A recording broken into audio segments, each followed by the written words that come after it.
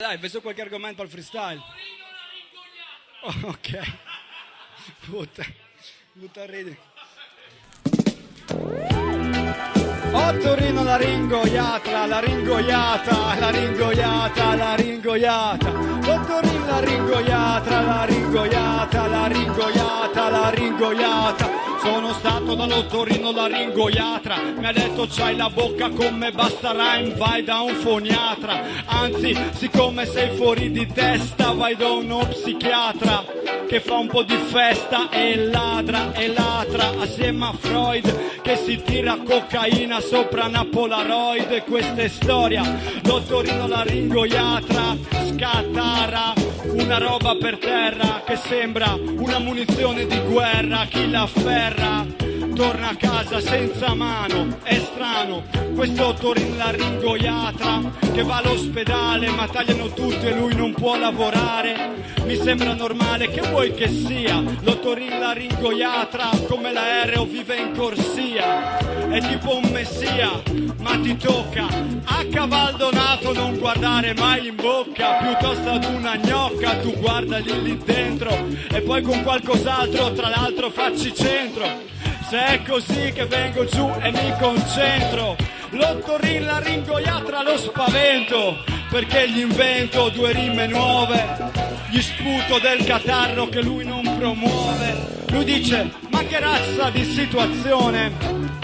Lo Torino laringoiatra non capisce l'improvvisazione. Io gli dico, c'hai dei problemi, c'hai dei neuremi, tremi, hai dei problemi ai reni? No, tu guardi solo il collo, io faccio freestyle a rotta di collo e non mollo e mi incollo, come un aereo decollo, sai che come un francobollo ti incollo, ti fotto il collo se non l'hai capita, questa rima improvvisata, la gente rimane atterrita, lo Torino laringoiatra è sempre con la bocca aperta, ma e sembra una merda perché fa di esca una mosca che passa e con la bocca aperta e non fa guadagno, gli entra un ragno come nel film di Pozzetto quando era un po' campagnolo. Io faccio queste cose ma me la tiro da solo, faccio due rime giusto così e un assolo.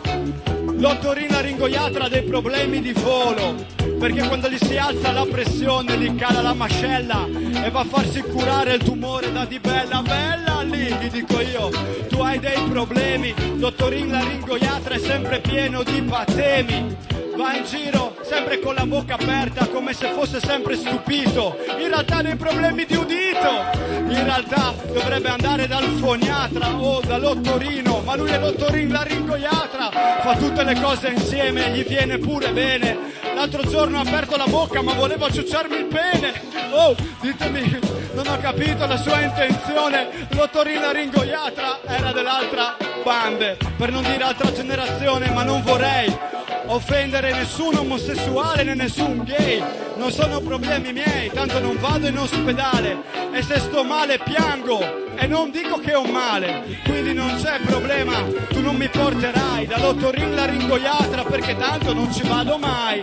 Lui mi dice, sai leggere questa lettera? No, ho dei problemi, faccio rime, riesco a leggere solo le gonnelline delle letterine. Lui dice, ma come cazzo fai? Te la spiego, ti ho messo due grumoli per terra, tastali, sto scrivendo in braille. Lui dice, ma hai dei problemi di vista? No, è che c'hai la bocca aperta, un alito di merda, è meglio che vai da un dentista.